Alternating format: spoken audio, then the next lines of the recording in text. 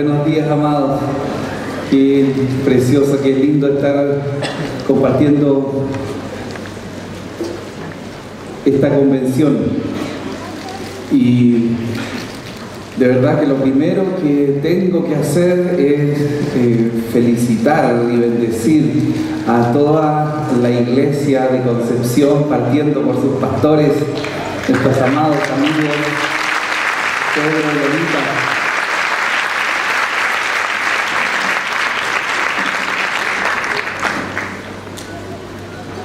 Se ve el trabajo, la dedicación, el amor que han puesto en la preparación de esta convención, en recibirnos, y de verdad quiero darles las gracias y honrarlos por esto.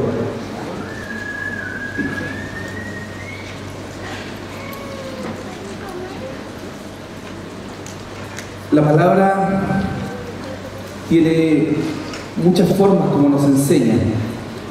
Y antes de ir al pasaje bíblico que vamos a compartir,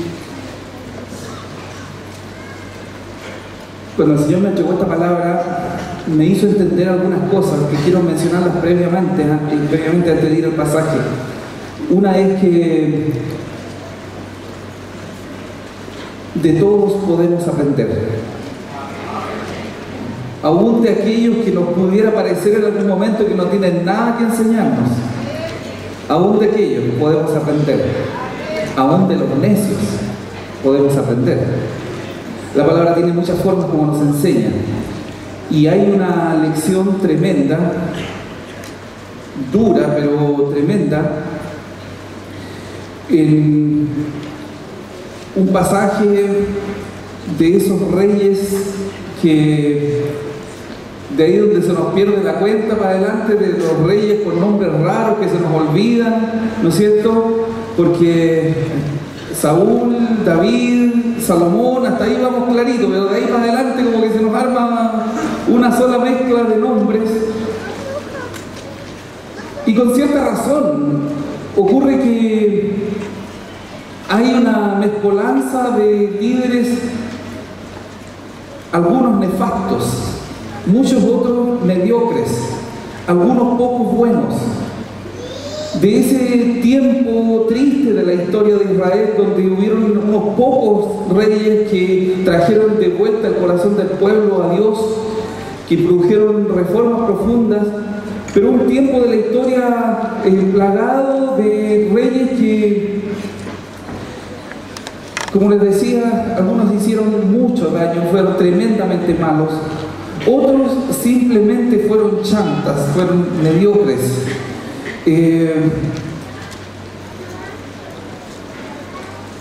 Yo me preguntaba cuando leí este pasaje, ¿por qué la palabra de Dios, que es un libro tan condensado para entregar tanto contenido que tiene, por qué le dedica 2 capítulos del libro Segunda de Crónicas a un rey de esos que olvidamos, a un rey de esos que pasamos por alto porque no son nuestros modelos, nuestros ejemplos, no es para tenerlos de ejemplo? Y sin embargo, la palabra de Dios le dedica el capítulo 10 y capítulo 11 de Segunda de Crónicas al hijo de Salomón. Todos sabemos, Salomón, la mayor parte de su reinado fue un buen rey, fue un hombre tremendamente sabio y visionario. Él organizó la nación a un nivel mayor de lo que su padre David la había dejado. Él estableció, por ejemplo, ese rol de que cada una de las 12 tribus de Israel sostenía la casa real y sostenía el templo y al sacerdocio un mes al año, y a cada tribu le correspondía un mes al año dar el sostenimiento completo para lo que era su gobierno, su estado, ¿no es cierto? Todos sabemos, recordamos esa historia cuando Salomón, siendo joven, comienza a reinar. Lo primero que hace fue pedirle a Dios sabiduría Él se enfrenta a ese tremendo desafío, una nación grande, y él dice, con respeto, con temor de Dios, dice, ¿cómo voy a gobernar este tremendo pueblo? Él tenía un alto concepto de lo que su padre David había hecho. Para él era su referencia, su padre David, que había sido un gran rey. Y él pide sabiduría a Dios para gobernar ese pueblo, para tomar, con temor de Dios, tomar el lugar de su padre, el trono. Y Dios se agradó del corazón de Salomón y le dio sabiduría, y durante la mayor parte de su reinado obró con sabiduría, hizo grande a su nación, gobernó bajo los principios de Dios y Dios lo prosperó tremendamente. Pero bueno, no terminó muy bien su reinado. Él apartó su corazón porque se enredó con todas las religiones paganas de los pueblos alrededor, porque estableció alianzas, se casó con mujeres de distintas naciones a su alrededor, en alianzas políticas, estratégicas, incluso con la hija del faraón. Y cada una de sus esposas llevó consigo a sus ídolos, sus dioses, su tradición, su religión pagana, y la hizo entrar allí en la casa real. Hasta ahí. ¿Alguien recuerda el nombre de el hijo de Salomón que reinó en su lugar, que heredó el trono? Roboam. Como le decía, son de estos nombres que no nos quedan, que no los tenemos tan presentes. Roboam fue un rey bien mediocre, fue malo en algunas cosas, partió, pero horriblemente mal su reinado. Sin embargo, durante el tiempo que reinó, nos dejó una lección importantísima que tenemos que aprender. Entonces, miren, yo lo que les quiero compartir del reinado de Roboam son dos cosas. La primera es lo que no se debe hacer. El tremendo error, aberración que cometió empezando el reino. La partida fue la partida más mala que uno se pudiera imaginar. Pero también, hacia el final, nos encontramos con una lección que, ¿saben? Con todo lo valiosa que puede hacer esta primera lección de lo que no se debe hacer, esta otra de lo que sí se debe hacer es extraordinariamente valiosa. Y a nosotros, como Ministerio Gracia y Paz, en el tiempo que Dios nos tiene, en el camino por donde Dios nos ha llevado, es una verdad que tenemos que entender, que tenemos que hacer nuestra, es una verdad en la que tenemos que meternos de todo corazón. Para ser capaces de ver esta verdad, vamos a tener que escarbar, sacudir un poco prácticas que no son de nuestra cultura, prácticas que fueron parte de la cultura del pueblo de Israel, siento que Dios nunca lo aprobó, ¿cierto? Hay cosas metidas entre medio para que podamos sacar el principio de esta lección. Vamos a tener que ser capaces de nosotros hacer el ejercicio de sacudir un poco lo que no está bien, lo que Dios no aprueba, lo que Dios nunca mandó a hacer, ¿cierto? Pero debajo de eso encontramos el principio, que es el tema que yo les quiero entregar de esta palabra. Roboam recibió el trono después de la muerte de su padre Salomón, y nos cuenta el capítulo 10 que lo primero que hacen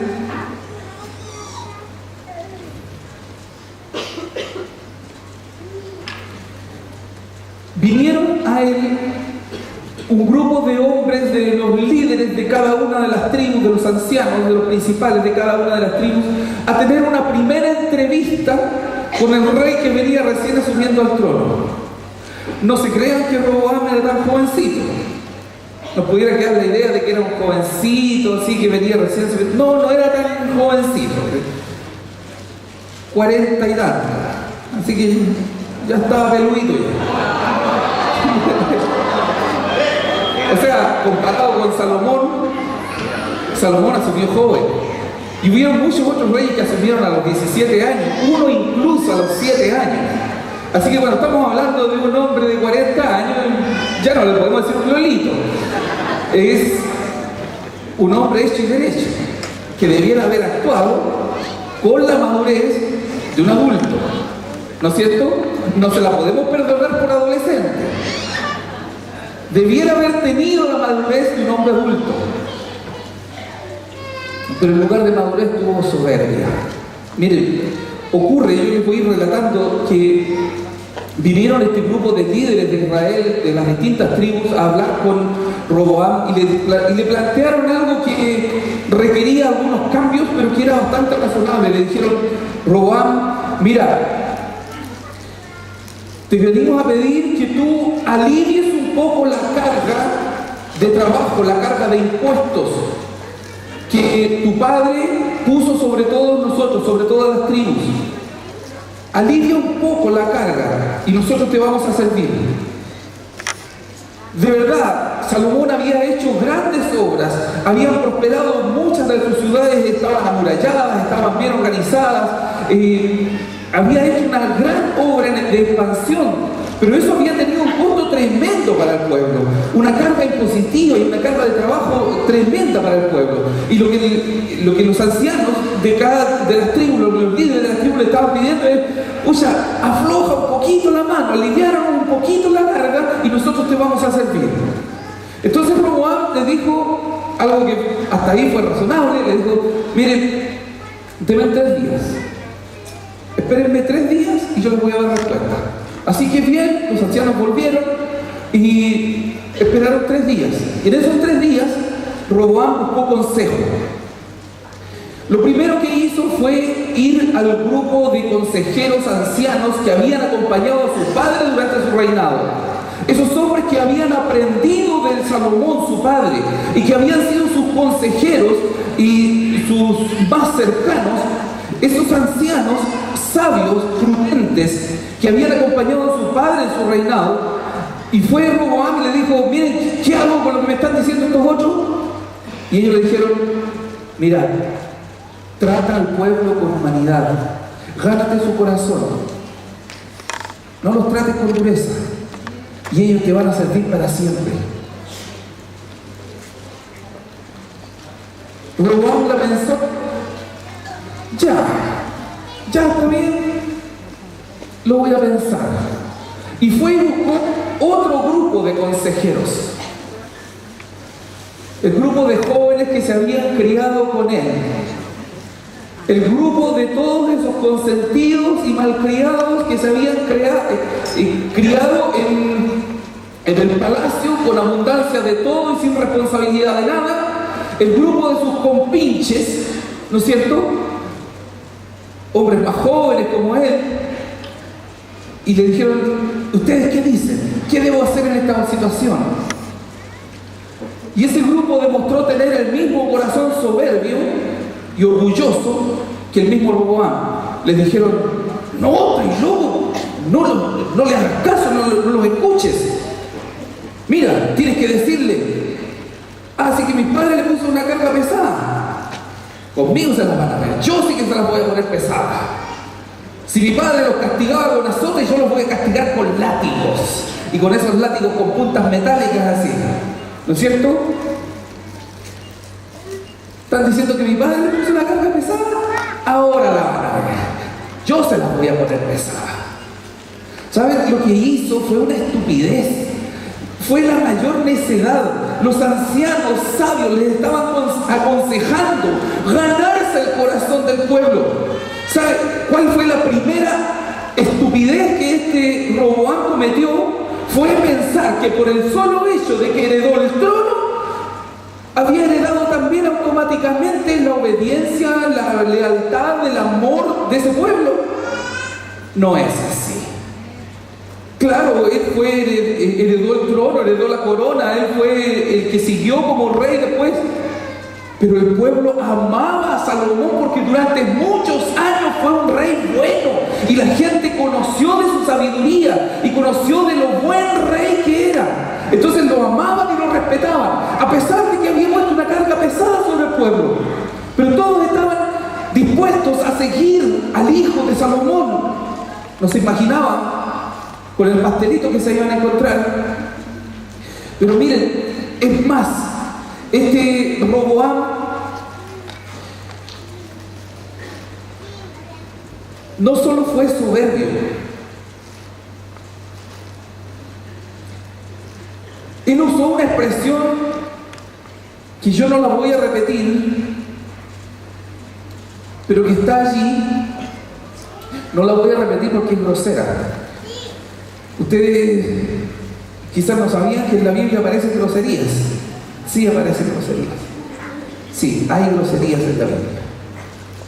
Él usó una expresión que los traductores de la Biblia en español la han traducido por una palabra mucho más suave, un eufemismo para aliviar la cosa, porque no suena tan feo. Este Roboam dijo, mirando menos, despreciando la memoria de su padre, Salomón dijo, mi dedo meñique es más grueso. Y ahí es donde los traductores dicen que los lomos de mi padre. Si alguien tiene la versión Reina Valera contemporánea, la última, sabrá lo que dice realmente. Es una grosería, fue una estupidez lo que él dijo. Se refirió de una forma grosera a su padre. ¿Y qué es lo que había en su corazón? Lo que él mostró en su corazón es: yo soy mejor que mi padre. Claro, este hombre que ya tenía 40 y tantos y que veía a su padre anciano gobernar, seguramente muchas veces no le pareció bien. Él hubiera tomado otra decisión. Seguramente muchas veces vio a su padre ser humanitario y compasivo con el pueblo y dice: mi viejo, ¿qué es de eso? No, yo hubiera hecho tal o cual otra cosa. Él pensaba que lo podía hacer mejor. Él estaba seguro que lo podía hacer mejor. Él decía: yo debía estar reinando, este viejo que se muera rápido nomás. O sea, lo que hizo fue una doble estupidez. Una, que pensó que se tenía automáticamente ganado el liderazgo porque fue puesto en el trono. Y lo otro, menospreció, deshonró la memoria de su padre. Se echó al hombro a su padre y con una grosería dijo: mi dedo meñique es más grueso. Quedémonos con la traducción ahí, que los lomos de mi padre.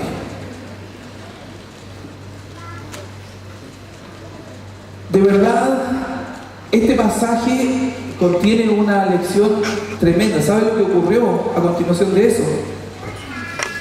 O sea, llevaba 3 días en el trono y el pueblo de Israel dijo: ¿y qué tenemos que ver nosotros con este gallo? Y se le dividió el reino. 10 de las 12 tribus se le fueron. Todo se dividió entre el reino de Israel, el norte, 10 tribus, y el reino del sur, Judá y Benjamín, que le quedaron con él. 10 de las 12 tribus se le fueron y no volvió nunca más a ser reunificado el reino. De ahí para adelante parte la historia del reino del norte, del reino del sur, el reino dividido. Se demoró este gallo 3 días en echarse el reino que sus padres y sus abuelos habían conquistado y establecido. 3 días. Él, que se creía mejor que su padre. Él que decía: no, yo voy a tomar mejores decisiones que mi padre. No, el viejo ya está chocheando. No, es muy blando. Cuando yo venga, yo voy a poner mano dura. 3 días se echó. En 3 días se echó el reino. Se quedó con 2 tribus, Judá y Benjamín. Amados, quiero redondear la lección de esta parte para que pasemos a la segunda parte, pero mira, en algún momento puede que tú seas puesto como líder.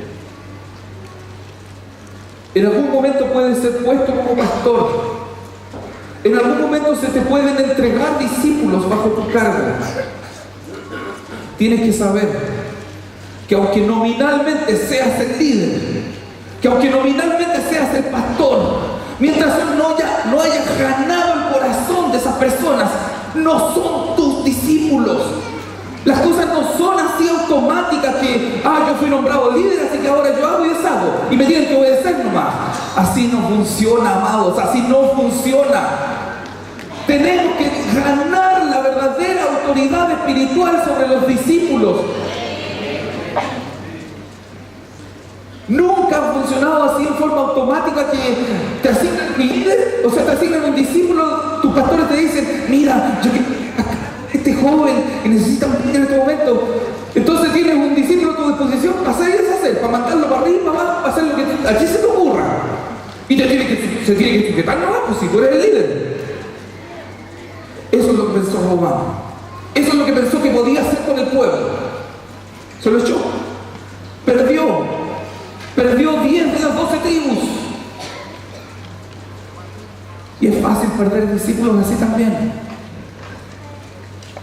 Tenemos que conquistar una relación de corazón para establecer liderazgo. Para ser líderes de alguien que te entreguen, para ser pastor de una iglesia, de un grupo que te entreguen. El contacto de corazón, el vínculo, no se da automático. No se da automático. Hay que ganarlo.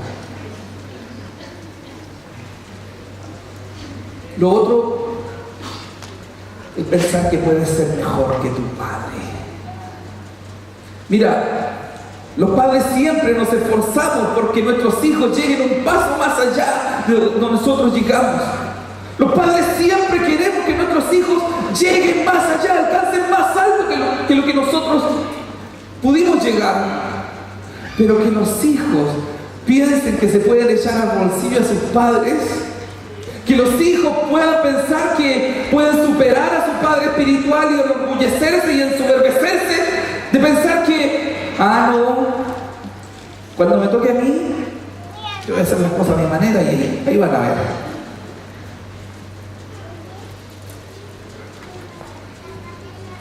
No se puede. Necesitamos corazones de hijos. Y quiero decirles que muchas veces en este equipo de gobierno del ministerio, muchas veces hemos compartido esto, muchas veces hemos abierto nuestro corazón referente a esto, de cómo miramos y cómo obedecemos a nuestros padres espirituales. Y entre nosotros sabemos, ¿cierto? Ay de aquel que se quiera parar por encima de nuestros padres espirituales y decir, nosotros lo vamos a hacer mejor. Corazones de hijos que honren a sus padres.